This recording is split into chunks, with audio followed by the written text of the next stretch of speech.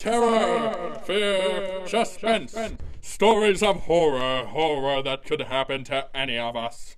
On tonight's episode, we take you to a port on the East Coast, where many crowd around for a voyage across the Atlantic. Enjoy Cabin B-13.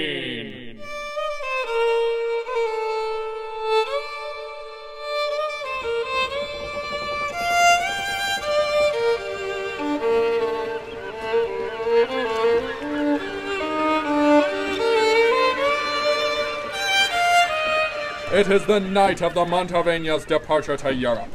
People crowd the deck and excitement is in the air. Smoke rolls out of the mighty ship as its passengers say goodbye to their loved ones, perhaps for the last time. 3 months in Europe with you is just what I need. We've only been married for, 5 hours now? It all happened so wonderfully fast. What will we do about the money? 10,000 is a lot to just leave around. I'll leave it in the captain's office for safekeeping. Good idea. Now which way do we go? Just up this gangplank and to the right.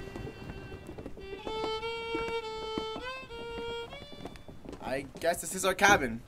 Cabin B-13.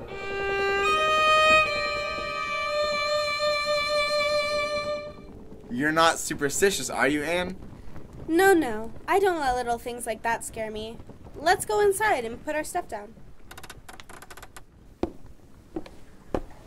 I can't believe how beautiful it is. You always get the best for me. Of course. However, and I know you're going to think I'm mad, but I can't stop thinking about this story I heard. What is it? Well, a girl goes to a hotel in Paris with her mother. She gets a beautiful room. However, when she leaves and comes back, the entire room has changed, and her mother is gone. She reports it to the office, but they claim no such room has ever existed, and that she came alone. She goes to the police, and they believe she'd gone crazy. It turns out her mother had caught the plague, and they were trying to cover it up. The idea of it is so startling. You've got to stop talking like that. I know, but just think about it. All those people looking at you, thinking you've gone crazy.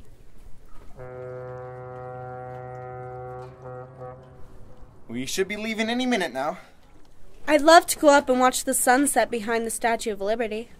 We'll go up and see it. I have to take this money to the captain's office anyhow. I'll miss you. I'll miss you too, Anne. But I'll be here when you get back. I'm not going to disappear on you. I know, Ricky. All these people, excited for the trip ahead, waving goodbye. There's nothing to worry about on this trip, Anne. Except for seasickness, right? Oh my! I'm sorry, I didn't see you there. Sorry, madam. I didn't mean to startle you. I'm the ship's doctor. Hello, my name is Anne Brewster.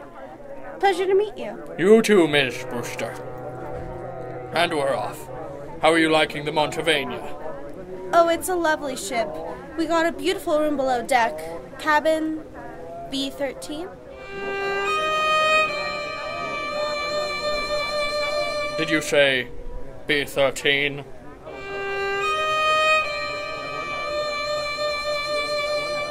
Yes. Why do you ask? Well, madam, there is no room B-13.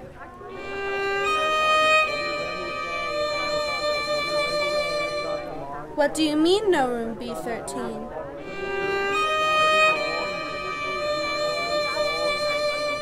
Most ships like this skip the number 13 for purely superstitious reasons. I've worked on this ship for years, and I can tell you with absolute certainty that there never has been and never will be a room B-13.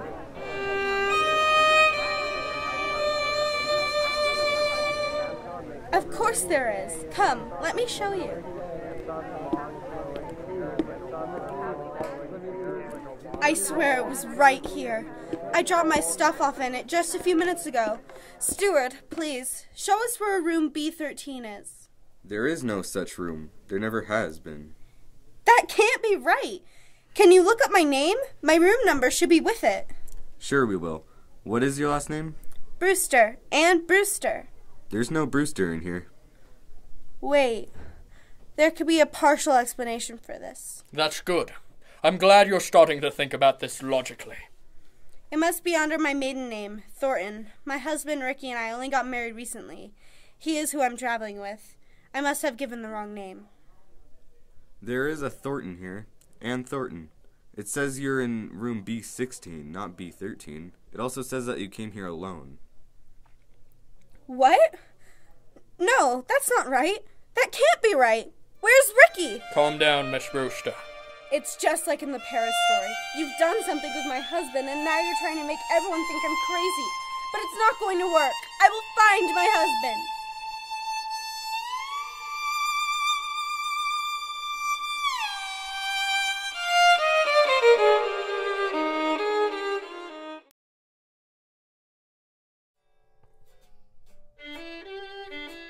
I know you like to smoke, who doesn't? It's smooth, it's cool, and it's good for you. But when you want to take a drag, choose wisely. Black Tree brand cigarettes are the best choice for all your smoking needs. Smoke like the stars. Do you know who smokes Black Tree? George Patton, the most American since Andrew Jackson. Black Tree brand cigarettes, America's choice.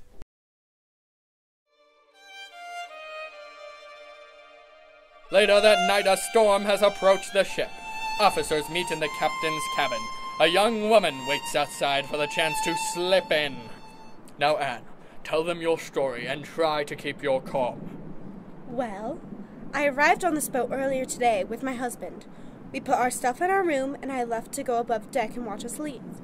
Then I meet this doctor who tells me my room doesn't exist, so I go back and it's gone, and so is my husband. Now they're saying I came alone. From what I've heard, you've asked every person on this boat about him. We have sent people to search for him. They have looked in every inch of this boat and have found nothing. Your husband is not on this boat. He never has been. Now, I saw you walking up on the gangplank yesterday. You were the last civilian on board. If you are indeed married, you must have a joint passport with you.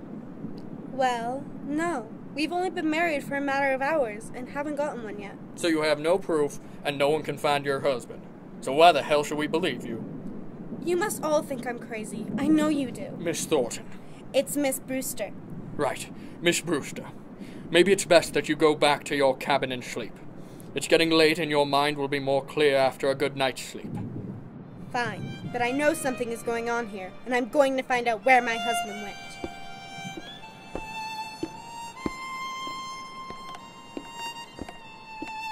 She's clearly mad. We should not humor her any longer. I know her story isn't adding up, but I've been with her all day. She shows no evidence of being insane. She believes that her husband is here, and I can't help but think that somebody might be pulling her leg.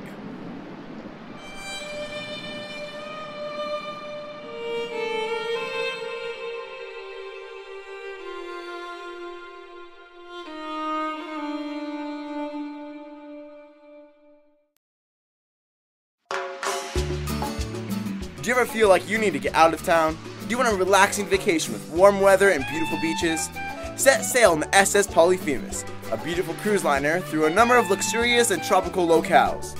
I know we're enjoying it, right everyone? Yeah!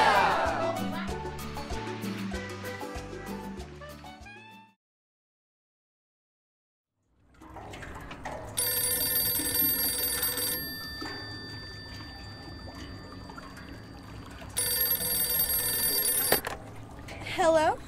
Anne, it's so good to hear your voice. Ricky? Where are you? I'm above deck, Anne. Please, you have to meet me up here. I'll explain everything. I'm near the back of the boat. All right, Ricky. I'm on my way.